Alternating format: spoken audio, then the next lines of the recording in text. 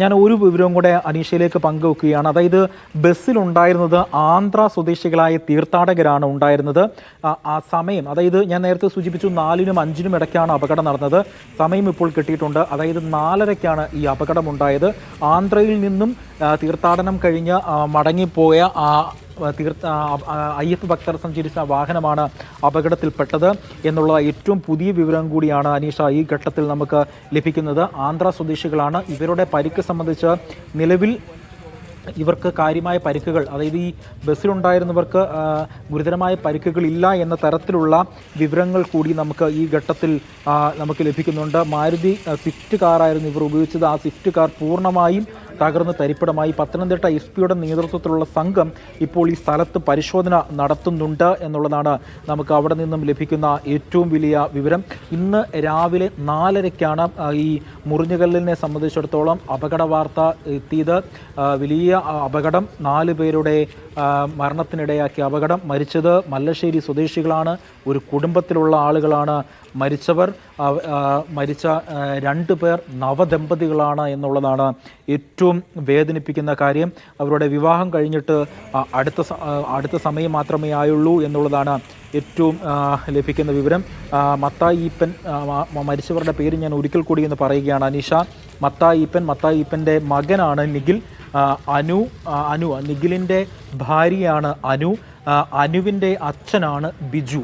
അങ്ങനെ 4 പേരാണ് മരിച്ചത്. ഒരു കുടുംബത്തിലുള്ള 4 പേർ.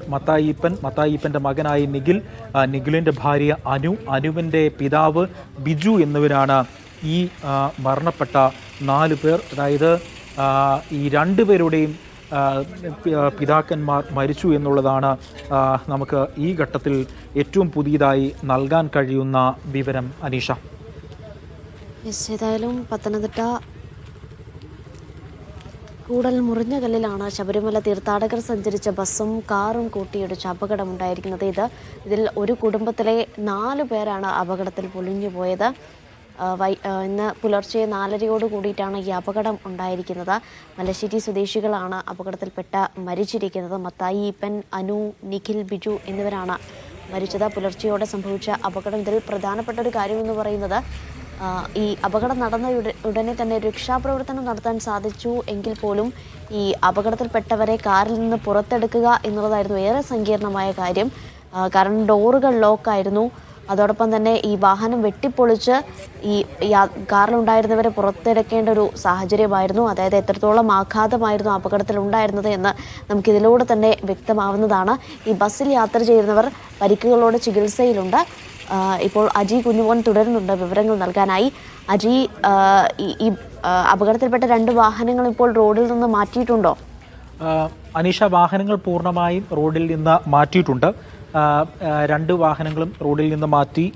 ഇപ്പോൾ അവിടെ ഫയർഫോഴ്സിൻ്റെ നേതൃത്വത്തിൽ റോഡ് പൂർണ്ണമായും വൃത്തിയാക്കി മാറ്റിയിട്ടുണ്ട്, ഗതാഗത മാറ്റിയിട്ടുണ്ട് എന്നുള്ള വിവരങ്ങൾ കൂടിയാണ് നമുക്കിപ്പോൾ ലഭിക്കുന്നത് അനീഷ.